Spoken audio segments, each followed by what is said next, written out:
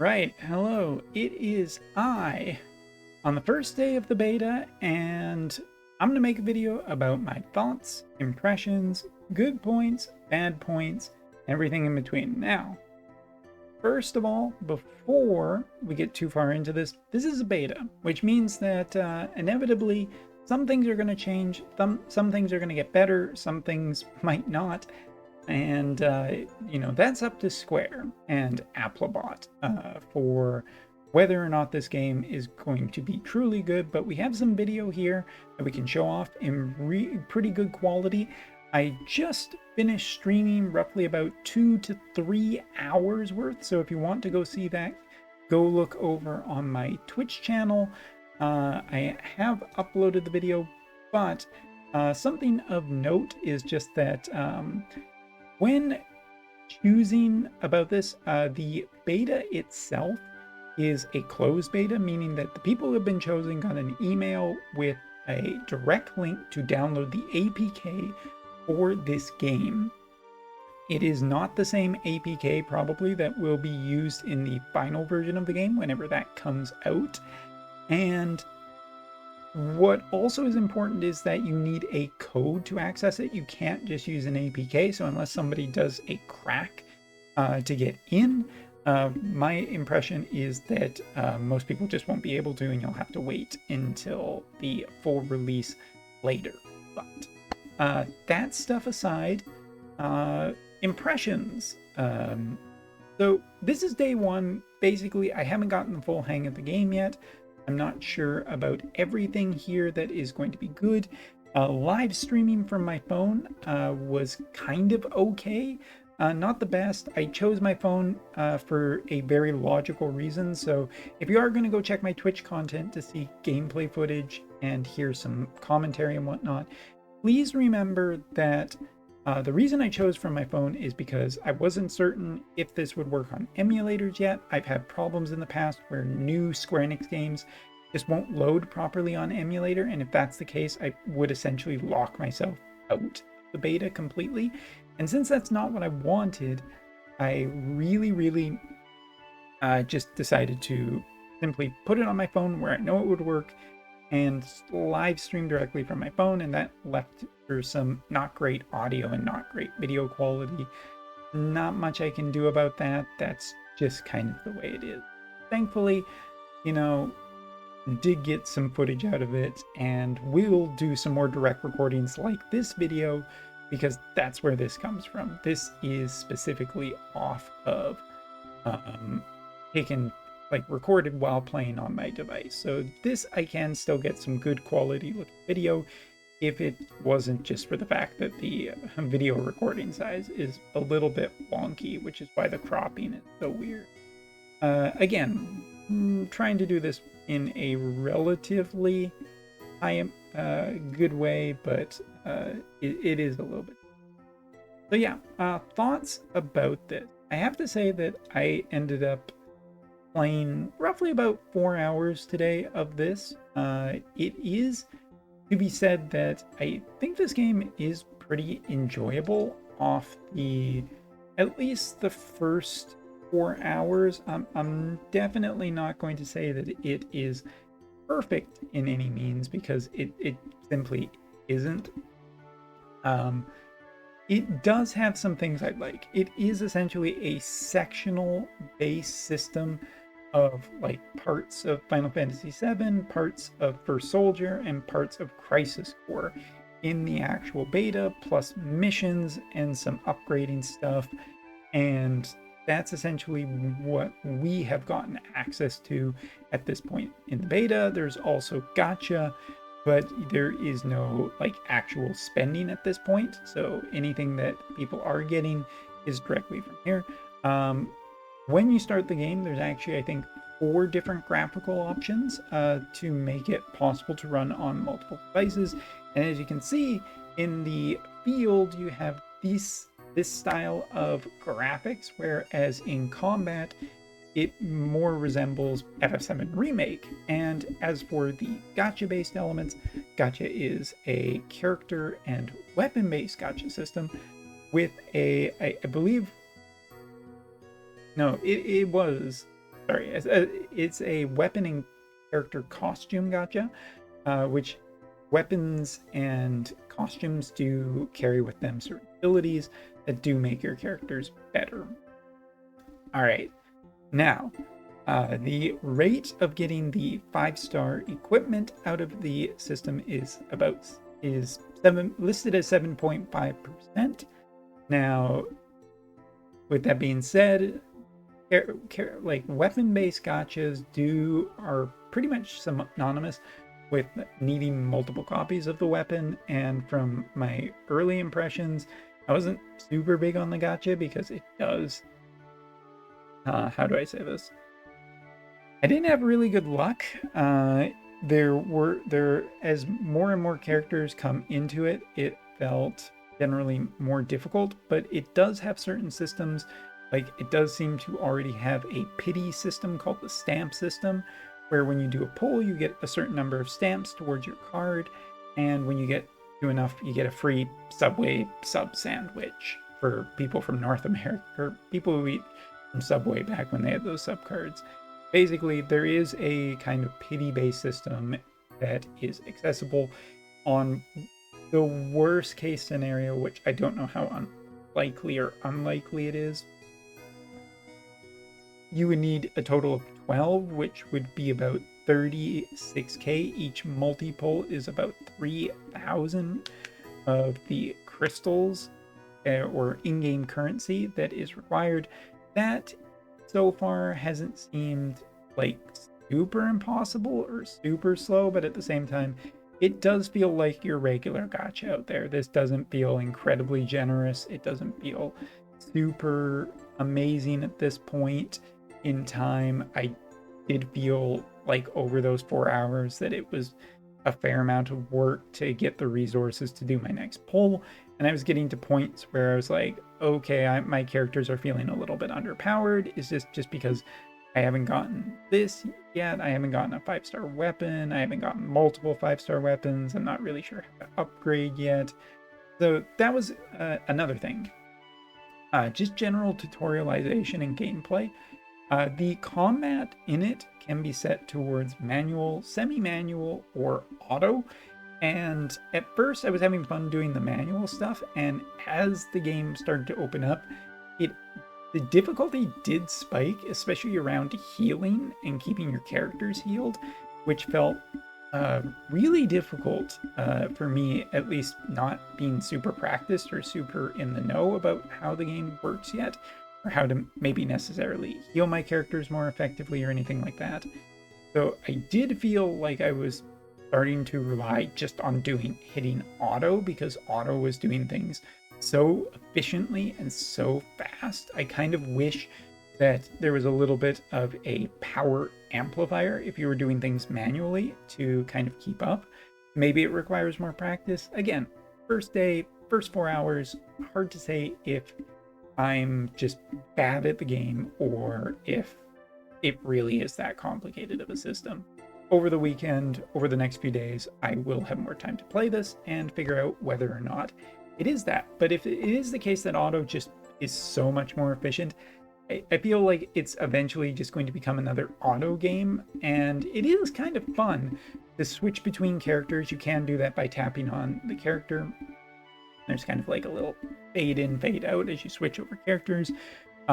Casting different abilities, elemental weaknesses, there are status effects.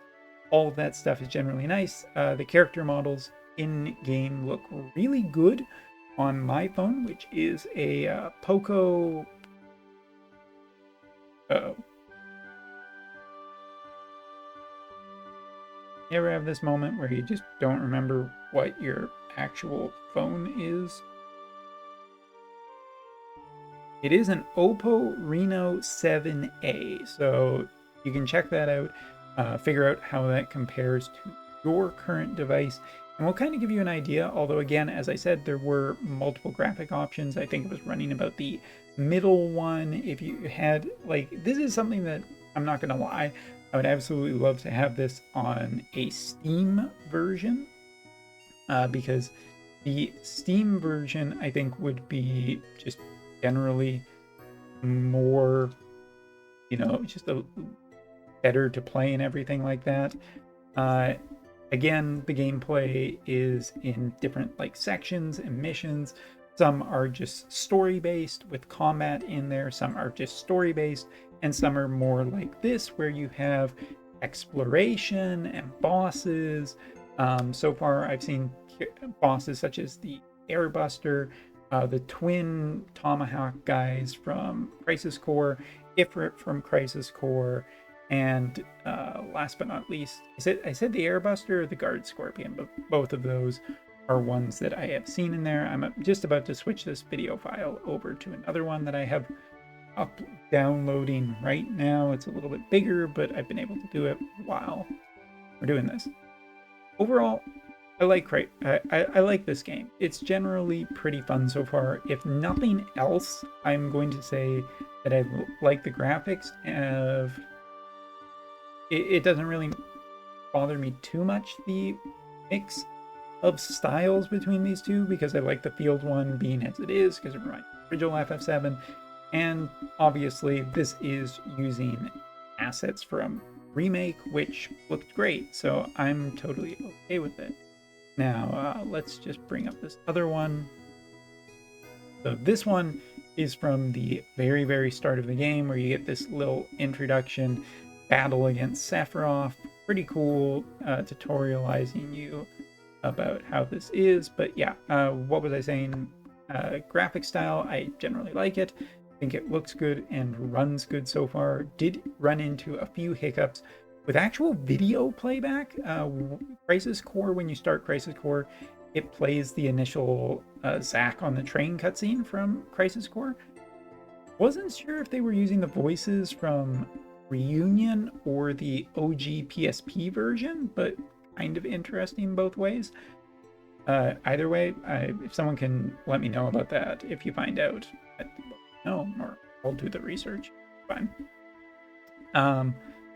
But yeah, the music in this is just great. It is like obviously Crisis Core music sounds the exact same. The First Soldier I'm not super familiar with, so I couldn't say too much, but it sounded fine. The big thing that I absolutely love is OG FF7, as there are like new remixes of the music, and it sounds really, really good. Like actually, legitimately, really, really. So yeah, I like the overall presentation of this game. Performance was generally good. It being a beta still, you know, obviously there's performance things that I hope they're going to fix. Weird things with just video playback and some stuttering in some cutscenes, which probably could just be fixed with a patch over time. So generally the performance I had on my phone, even performance while I was actually like live streaming it over my Wi-Fi network, was pretty darn good. As for the gacha system, it's really at least unremarkable right now, and it's kind of hard to say whether it's good or not without having more time to figure out just how important, how detrimental not having good weapons and costumes are to your overall getting through the missions and everything like that. And also, like, there's no monetization yet, so it's hard to say whether it's going to be super expensive, but given Square Enix's track record with these kind of games, it probably is going to be pretty expensive. So yeah, I mean, as a general Final Fantasy VII enjoyer, like FF7 is my literal favorite Final Fantasy. I'm super excited to be like have another opportunity to play through the game, and not only that, but all of the compilations where over time, you know, Dirge of Cerberus, Before Crisis, Advent Children, all of those things are going to be added to this. And so from what I can see, it's the first 4 chapters or so of each of First Soldier, Crisis Core, and Final Fantasy VII. For people who are really curious about Final Fantasy VII, it goes up to the Reno in the slums, to give you an idea of how far that section goes. For Crisis Core, it goes up to the battle with Ifrit, and First Soldier I have not actually finished yet, so nothing on that. And so far, like, I haven't been really able to up weapons. There's quite a few systems that are just out of reach for me. And again, when it comes to the whole gacha aspect, I still don't have a good enough read. Like, is this going to be incredibly resource limited, more resource limited? Here you can see we got the opening taken from FF7 Remake. So it's interesting to see, like, it does. This is another criticism I have about the game, is it does feel like PC in a way. Like, you take this opening video from Remake, you take the battle system graphics from Remake, but the some of the other stuff, like the story and menus and everything, are brand new. And some of the music is new, but some of the music is borrowed from older stuff.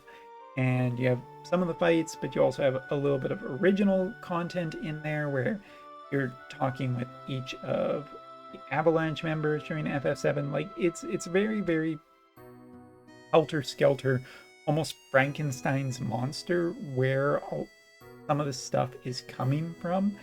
And that can be a little bit concerning. It's also just pretty efficient in a way.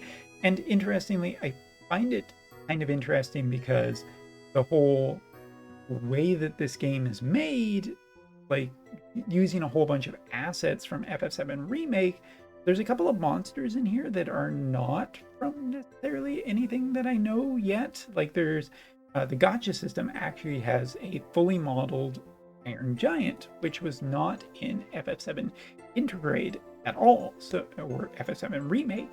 So is that like a preview of something that's actually in Rebirth?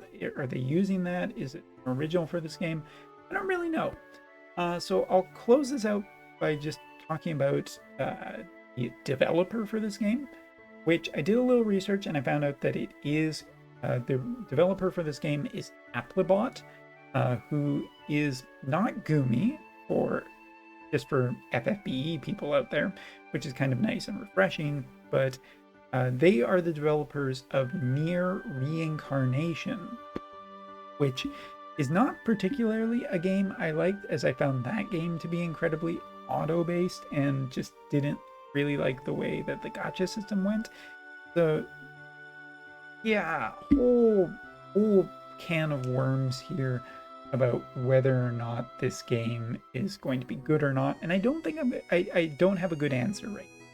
At the end of this video, I'm going to say I don't have a good answer of whether I would fully recommend this game or not, because it has stuff I like, it has stuff I'm just really so-so on, and like the next week or so is going to be more telling to me of whether or not I really want to play this, because it is another lifestyle gacha game. As much as I love FF7, if the gameplay in gacha just doesn't jive in a way that's fun and enjoyable, like it's not just like the hard missions that require you to really be into gacha, which is like fine, whatever, I don't care that much, but the normal missions require it too. That's just going to ruin the general experience if it's way too. But there is a lot I like here. I love the music, and I do realize we've had FF8 music playing in the background this entire video, mainly because the video I made yesterday got copyright striked because of the actual music, which is why we're just not playing for this.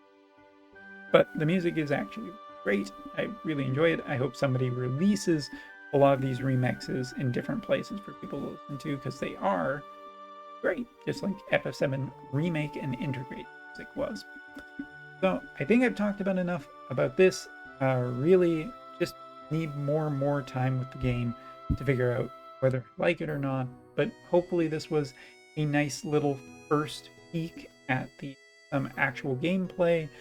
Please go over and check Twitch for my stream. Apologies for some of the almost guerrilla style videography and streaming of what it is.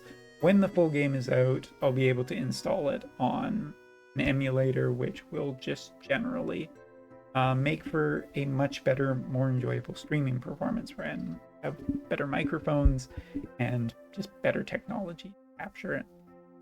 But anyway, look forward to more videos, look forward to more gameplay, more content as the week unfolds, and definitely stay tuned for the midweek and end of the week, like end of the weekend updates on my general thoughts about this.